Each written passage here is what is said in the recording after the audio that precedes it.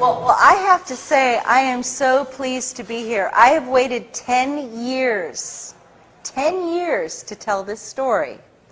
I remember after 9/11 when my CIA handler, Richard Fuse, told me that there really wasn't going to be much of a 9/11 investigation.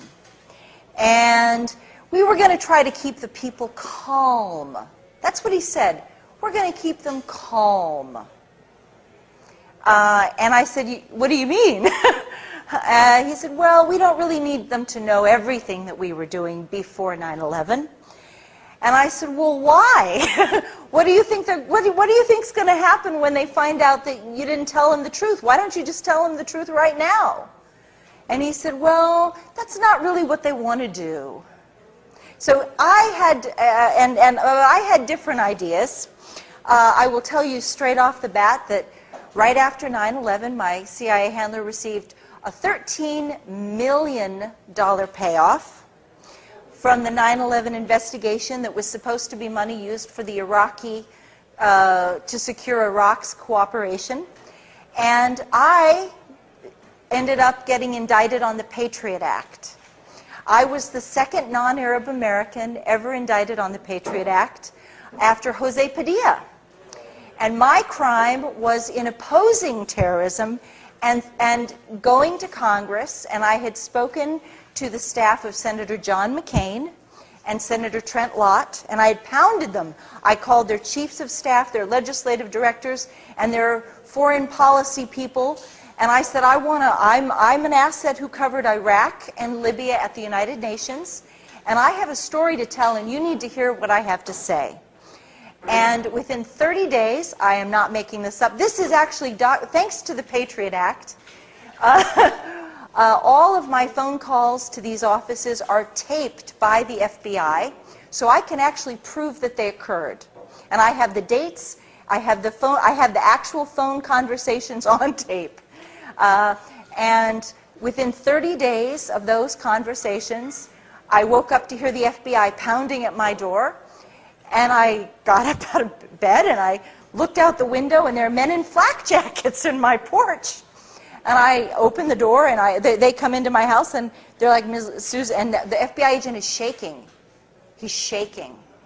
And he said, you are Susan Lindauer, you are hereby notified, you are under arrest on the Patriot Act. And I said, what? You have the right to remain silent, anything you say, etc., etc. He read me my Miranda rights, and I was just like, what are you talking about? I'm making coffee. You know, I'm not a bank robber, I'm not a drug dealer, I'm not a murderer. I haven't broken any laws that I can think of, and I have no idea what you say that I've done. He said, well, your attorney will explain it to you later on. Okay? Okay. That began a 5-year indictment, 5-year nightmare on the Patriot Act. I was never taken to trial. In 5 years, I was allowed 1 morning of testimony with 2 witnesses. The 2 witnesses were a former chief of staff for a congressional member of Congress, and my old friend Park Godfrey, who verified the 9/11 warnings that I'm going to talk about tonight. And I'm going to tell you, and then I'm going to let you guys ask a lot of questions, and I know you're going to have a lot of questions. I'm going to do my best to answer as honestly as I can. I do not have all the answers, but I will tell you up front that I believe there was both the hijackings, and that does not mean that I'm right and you're wrong. I believe there were both hijackings and a controlled demolition scenario, and I'll explain to you how the whole thing fits together. And you may disagree, and that's okay if you disagree with me. But I can tell you, but when you hear what I have to say, you'll understand why I've reached this conclusion. So I believe both of them happened, okay? And it's also very important for you to know that as the 10-year anniversary of 9/11 comes up, no offense, but you guys have no idea what actually happened. This is like the lies are so much bigger than what you know. And it's so much deeper, and it's so much more tragic once you have the truth. So on that note, let me just take you to, I'm actually going to start, I'm going to move you a little bit ahead to remember when George Bush they were counting the votes in Florida. Okay? I'm going to take you back to November of 2000. They had not yet declared that George Bush had won the election. I was having meetings with the full knowledge and permission of the CIA with Iraq's ambassador to the United Nations on resuming the weapons inspections. It is very important for you to understand that this story with 9/11 also ties in deeply to what happened with Iraq. And contrary to everything you were told, the Iraqis were not resistant to weapons inspections. They had a comprehensive agenda. The CIA had already a comprehensive agenda for resolving the entire conflict without war at all. And it involved weapons inspections, cooperation with anti-terrorism, and major financial contracts for U.S. corporations, and oil. And this would be developed over a period of time. But we already had, by November of 2000, we already had an agreement with the Iraqi government. We had a framework agreement that was, at that point it was undefined, not so well defined, and we had to make it defined. But they had already consented to all of these things. They wanted peace with us. And so by February of 2001, the Iraqis had agreed to invite the FBI to send a task force into Baghdad with authorization to conduct terrorism investigations and to make arrests of terror suspects. This is very important for you to understand. So this is like the background of what you have to know. Okay, in April of 2001, I was summoned to this is already happening. The Comprehensive Peace Framework, those discussions are already underway. And I am, at this point, the chief asset covering the Iraqi embassy and the Libya house, both of them, I do both of them, and Yemen and Syria and Egypt and Malaysia. But Iraq and Libya are my primary countries. And so I'm a back channel, which means that the U.S. government gives me messages to give the Iraqis, and then the Iraqis give me messages to give to Washington. So I know everything. Every single conversation is going through me.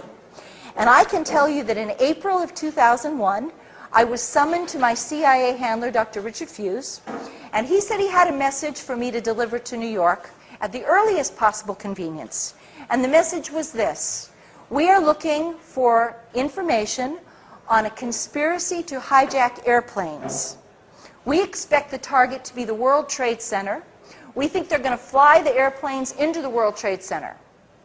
And we want the Iraqis to provide it's called actionable intelligence. Actionable intelligence is a name, an airport hub, a flight number, something that's going to help us identify who they are, where they're meeting, what their nationalities are, anything like this. And he says, he gives me a message, and he says, we want this information, and I want you to tell the Iraqis that if they fail to give us this information, and if it is later determined that they knew the information and they did not give it to us, then the United States is prepared to go to war with Iraq.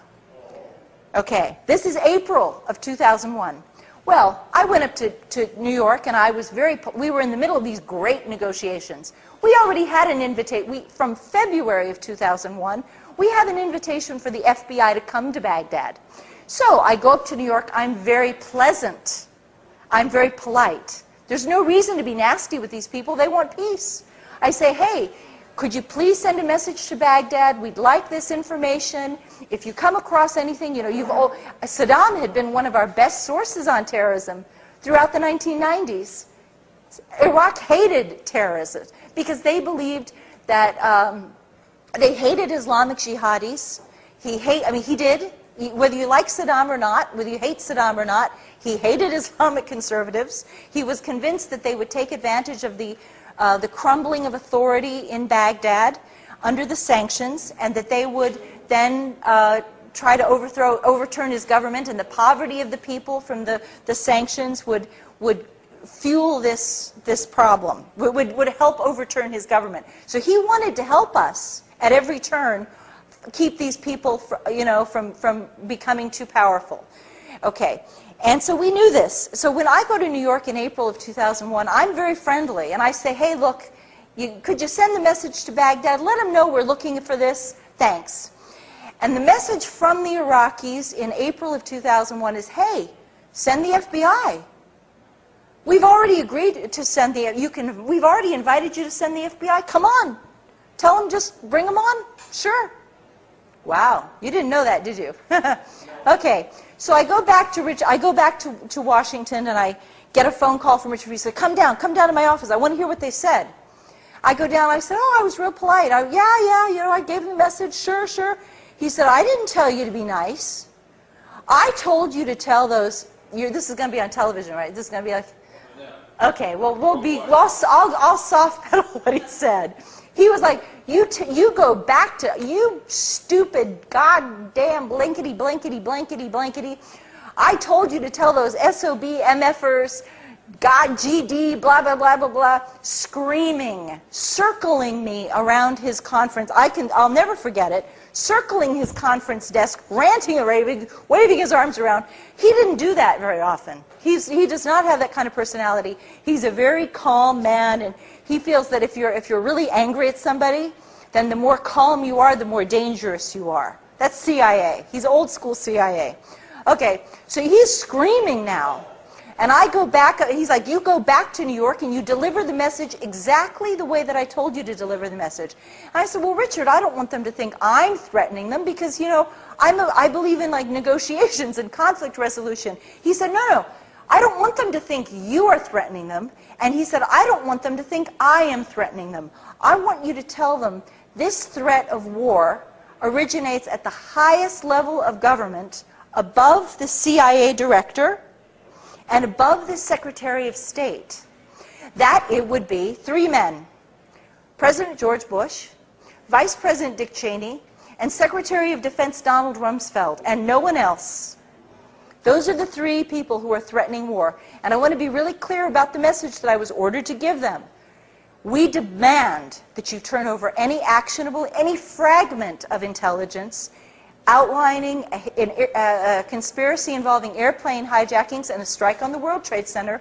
If you withhold this information, if we discover that you have withheld this information and the attack occurs, then we will bomb you back to the Stone Age. You will be bombed harder than you've ever been bombed before. You will be destroyed. You've never been hit the way we're going to hit you now. Okay, so I went up and I delivered that message. This is May of 2001. In June and July, practically every single week, my CIA handler, Dr. Richard Fuse, and I talked about 9/11. And it was very clear that the intelligence community was being prepped for two things. One, to expect airplane hijackings. Now, I have to be honest with you, because I know a lot of you are interested in the controlled demolition. They prepped us to expect the airplane hijackings. They told us about it. Like my CIA handler demanded that Iraq had to give us this, and they insisted that if it happened, there would be dire consequences. Now, what you're going to see in my book, and we have more copies of my book outside. We've got more here too. There was something else going on that summer that was really beautiful. This peace framework that we had been working on was magnificent. It was turning out just glorious for a peace dividend. The Iraqis were now offering the weapons inspections, which of course the United States had very rigorous standards for the weapons inspections. Iraq was offering cooperation with anti-terrorism to allow the FBI to go in, and Iraq started to offer a lot more. A lot more came on the table. By June and July of 2001, Iraq was offering the United States preferential contracts. Now think about the economy today. Preferential contracts for the United States corporations on telecommunications, healthcare, hospital equipment, pharmaceuticals, transportation. Iraq offered to buy 1 million American manufactured automobiles every year for 10 years. Think of what that would have done to the economy. Think about non-dual use factory production. And all of this was because the CIA was like, you know, if we're going to give up these darn sanctions, we're going to take a pound of flesh with it. They had no, you know, and whether you like the CIA or not, and most of you, 99% of you don't like the CIA, I realize that, of course. But the CIA was doing what it's supposed to do, whether you like it or not. They were taking care of what is in the best interest of the United States government, with the best interest of the United States economy, and they were not going to let Iraq punish the United States. And I hated the sanctions. I was doing this because I hated the sanctions.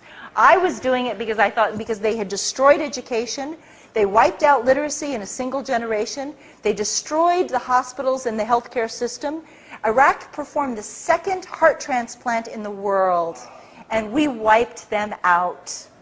Okay? 11,000 people died every month. By the end of 1996, 500,000 children had died of sanctions, and they only counted 5-year-olds and younger. They didn't even count the 6-year-olds, because the United Nations was holding back the numbers. And after that report in December of 96, they stopped counting it. The United Nations never published another report on the deaths. So frequently what you will hear is that only 500,000 children died, but in fact they continued to die, and approximately 1 million children died. They were babies. They weren't even alive when the first Gulf War happened. This was an offense against, you know, this is genocide. This is a mass genocide. So that's my motivation. But the CIA did not have my motivation. They were out to make sure that the United States was not going to be punished for what they had done. And I was like, and believe me, by this point, we just wanted to get rid of the sanctions. The Iraqis were like, if they'll get rid of the sanctions, you bet. We'll give them anything they want. So before 9/11, you could have had every single thing you possibly could dream of. And if the CIA could have thought of more to ask for, we would have. We would have asked for, it was shameless. Okay, so you have peace that's breaking out in the Middle East. You have the 9/11 warnings. And then in August of 2001, we went into high mode, high activity mode. I can tell you the exact day, on August 2nd, and after I tell you this, I'll open it up to questions. On August 2nd was the Senate nomination hearings for Robert Mueller to head the FBI. He was going to be the FBI director. And I was on the phone with my CIA handler, Richard Fuse, and I said, there's not one single terrorism investigation this man hasn't thrown. Oops. That's okay. He threw the Oklahoma City bombing investigation. He threw Lockerbie. And I said, this man should not be the FBI director when this next attack occurs.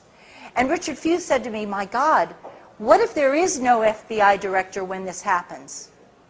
I said, do you think it's that soon? Do you think the attack is imminent? He said, oh yeah. He said, it's absolutely just in the next couple of weeks.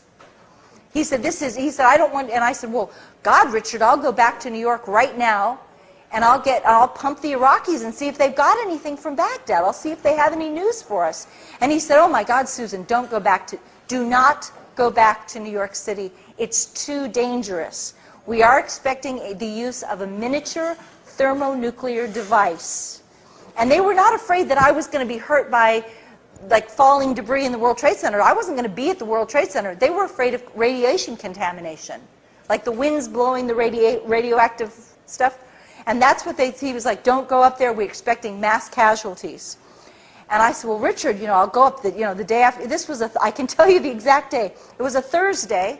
And I said, I will go up to New York on Saturday and I'll report to you on Monday, and we'll just find out if the Iraqis have anything to give us. I went up to New York. The Iraqis said, ain't got nothing. We don't know. We don't know anything about this. You keep telling us about this. The only way we know about it is because you're talking about it. But we don't have any information to give you. And if we did, we understand the consequences. We know that if we don't help you, you're going to go to war with us if you think we did. And if there was anything we could give you, we would do it. So I go back and I report that on August 6th. On August 6th, there is a memo to the president telling him that this is a high security threat, that it is an emergency level, that it's imminent. Okay. At my meeting with Richard Fuse does something very important. He tells me that because of my direct contacts with Iraq and Libya, I should be the one. I am perfectly positioned, because everyone likes to think that Iraq and Libya are involved in terrorism to begin with. I should be the one to contact U.S. Attorney General John Ashcroft's office. And I should tell them that we're looking for what's called an emergency broadcast alert across all agencies, seeking any fragment of intelligence involving airplane hijackings and a strike on the World Trade Center, identified specifically. And I make that phone call. My conversation was refused is August 6th. Probably August 7th, August 8th, I call them. And immediately I talk to I have a private phone number. See, you guys couldn't get this number, but I have it, okay? I have the number inside the Attorney General's office. I'm not calling a switchboard. I'm calling his private staff, okay? I'm calling his government liaison office. No, that's not true. I call his private internal office. There are about 20 members of his private staff. His legislative director is there, his government relations person is there, but I call inside that office. And they give me the office for the phone number for the Office of Counterterrorism. They say, repeat exactly what you just told us and tell them. I am told that John Ashcroft said, oh, those CIA people keep talking about terrorism, and they keep talking about this darn airplane hijacking, and they're so paranoid, and why do they keep bugging us about it? That's what I'm told they said. But I did what I did. And when I did that, I apparently tripped some wires, because it denied the White House, it denied the Justice Department and the Attorney General's office of deniability, plausible deniability. And that's very important. And that is why they came after me so hard and tried to destroy me utterly, because they could not admit to you that we had absolutely anticipated this thing. We knew it was going to happen exactly as it did go down, with one exception. And here's where and then I'm going to finish this, and then I'll open the floor to questions. What I have learned since then, now all the things that I've told you are things I did directly. So I'm telling you, I'm not relating what somebody else did or a conversation that somebody else had that has been reported to me. This is direct primary knowledge from my own experience. But what I'm going to tell you now is from somebody else, okay? And so I distinguish these two things. I have been told that by somebody who saw the videos that at the World Trade Center on from approximately August 23rd, and it could have been August 22nd, it could have been August 24th. Okay, approximately August 23rd until approximately September 3rd. And again, it could be September 2nd. The spooks can be weird about this stuff. Okay, they could say, well, it wasn't September 4th. So no. No, it could have been September 3rd, okay? It could have been September 2nd. Right within a couple of days of this, my friend says that at approximately 3 o'clock in the morning, strange vans, and there were just maybe 3 of them, he said, that not just a couple. The way he put it was a couple of vans. So we're thinking 3, possibly 4, but most likely 3. A couple of vans arrived at 3 o'clock in the morning after the janitorial trucks had left the building. It's very important because they were able to identify the vans according to make, model, color, and there were no markings on the vans. But the janitorial vans did have markings. And so they were able to distinguish that these are not the same vans. And they know how the janitorial trucks left the building, and they actually tracked the paths that the janitorial trucks took to drive home. Like the janitorial workers were driving down certain roads to get over to their houses, and the CIA, or the FBI, the NSA folks tracked those people home. And he was quite convinced that these are not the same trucks. And between the hours of 3 o'clock and 5 o'clock, these trucks had never been in this building before. It was an anomaly. Definitely, it wasn't like it was going on for months and months and it just continued. They showed up for 10 days, 10 or 11 days approximately, then they were never seen again. And that's when they believe they wired the building. And they do believe, and my friend told me absolutely it was a thermate bomb. A thermite bomb with, it was a thermite bomb with potential sulfur in it. The sulfur makes it, the important thing about a thermite bomb is it is an extraordinary heat-reducing bomb. Okay, it takes steel and it creates molten steel. So it takes beams of steel and it turns it into molten steel, and it just everything underneath just sinks into the ground like what you saw. And it is a special U.S. military-grade weapon. Okay, it is a military-grade weapon. It's not something you could make ever in your kitchen or your garage or your living room. It is impossible for you to do this. This is a U.S. military weapon, and so I do believe that helps to explain some of the missing pieces. And I believe this is what happened.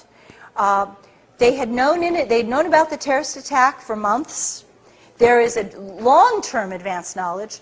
Assets are being watched. The so-called terrorists, whether you want to think of them as whether they're real, Mohammed Atta was an asset trained by the United States government, supervised by the United States government. And I can assure you that assets, and I'm speaking directly from my own personal experience, assets are heavily controlled individuals.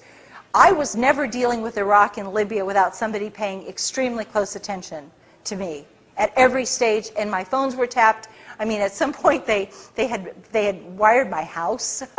When they had the handover of the 2 Libyan men, I went down to my basement the same day that they handed over the men, and my ceiling of my basement had been torn out, and there were cable wires dangling from the ceiling, about a dozen cable wires. And I had a contractor come over to my house, and he said, "Wow, somebody really put a kick-ass stereo system in your house. That's amazing." He said, you have these wires going to every single room of your house, even in your bathroom. And I was like, ew, you know. But yeah, but he was like, he said it's everywhere. He said, you must have like a stereo system that just, you know, rocks in this house. So anyway, but the point is that assets, there's no way that these assets could have functioned without everyone knowing every single detail of what they were doing. There's no way they could have hidden. They could not have disguised their actions from their handlers. Even if they tried to disguise it, it wouldn't work. Believe me, it wouldn't work. No, it's impossible. Impossible. And so it's more likely that they were using Mohammed Atta to guide the conspiracy, to track the conspiracy, and then they discovered that they were bozo pilots, they were clowns, they weren't any good at this flying stuff, and now they had an agenda. And the agenda was that when this attack happened, they were going to go to war with Iraq. But oh gosh, we've got a problem now. Because the problem is they're not going to be able to do the job. Uh-oh. Oh, what a bummer. We're not going to be able, see, here's the thing about all, and I'm speaking now, again, from experience. The 1993 World Trade Center attack killed 5 people. The bombing of the USS Cole killed 12 people. And once the smoke clears and the catastrophe, the chaos is over, and the noise is done, it's pretty, you know, it's like, it's all, there's not a lot of damage that would certainly not enough that would allow a government, a pro-war cabal, to throw itself into a new war with Iraq, which they wanted to do. They've already decided to do it. And so that is the motivation. The thing is, there can never be any police officer will tell you, there is no crime without a motive and opportunity. And we had both.